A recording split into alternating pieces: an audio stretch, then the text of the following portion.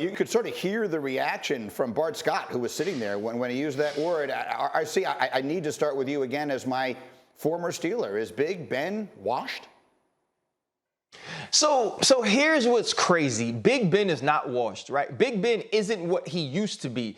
Big Ben is maybe like a wash off. You know, like when you used to go outside and get dirty when you were a kid and then your mama would tell you come inside and wash the important parts. He's not everything that he used to be, but he could still play football. If you surround him on a team with good skilled players, with the run game and with an offensive line, he can allow those players to still be good. What it is he just can't do what he used to. And when Hall of Fame players, when great players who used to make teams better can't do that anymore, then we want to say they're washed because they're not what they used to be. Like, is he still a middle of the pack quarterback? Yes, because you know what middle of the pack quarterbacks do? You can go out and win games with them if you're a good enough team around them. Now, what he did say that is true is that Ben is the worst quarterback in the AFC North. And that's the part that's the most important, because if he's the worst quarterback in the AFC North, he can't help a deficient Pittsburgh Steelers team make it to the playoffs or maybe have a winning season. And that'll be Mike Tomlin's first.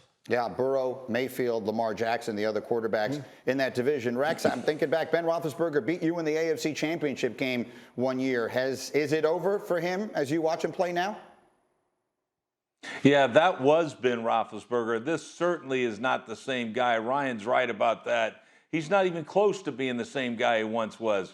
So, I mean, to me, look, everybody comes down that mountain. But I thought he was on his way down that mountain 5 years ago when I was the head coach of the Bills, and he threw like 4 picks against us. So, to me, I thought he was on his way down then, and he surprised me. I mean, he still can throw the football. But the reason why you get, is he washed or whatever, washed up right now, it's because he can't take hits anymore. And that used to be his thing. He would shake off hits, he'd extend plays. He was a bully out there, and then he'd still make all the great throws. He still has the arm talent.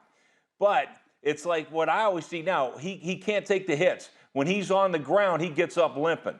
And that was never the case with Big Ben. So I think there's where it's a huge difference. We saw it last year. Nobody got rid of the ball faster than Ben Roethlisberger did. Why?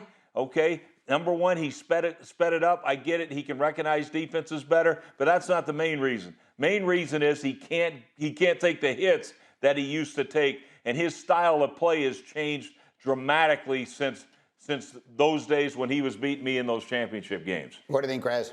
Yeah, the problem is if he can't elevate, right, if he can't do those things he used to do, then they made a mistake in bringing him back. Remember, the Steelers had to do some salary cap gymnastics to get Ben Roethlisberger back on this year's team, and part of the issue was they didn't know what they're going to have on the offensive line. The receiving group is young. The running back is going to be a rookie. There's some questions on the back end of the defense. It's going to be on Ben Roethlisberger and Mike Tomlin to elevate this team and keep it a contender. If Roethlisberger can't do that, then the Steelers made a terrible miscalculation, and it's going to be very difficult for them to get into that division race. Now, they have a very tough game this week, as you see there. They're going to Green Bay this weekend with the danger of falling to 1-3.